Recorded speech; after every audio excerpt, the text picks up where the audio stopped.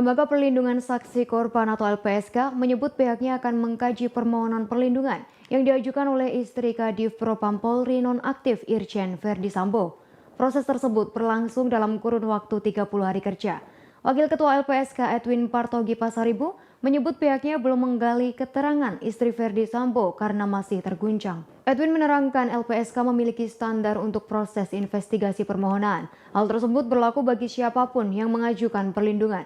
Edwin menyebut pihaknya mengagendakan pemeriksaan psikologi terlebih dahulu. Pemeriksaan ditujukan untuk istri Verdi Sambo dan terhadap Baradae. Beberapa keterangan masih dibutuhkan untuk ditanyakan kepada istri Verdi dan Baradae. Selesai investigasi, LPSK akan memutuskan langkah selanjutnya.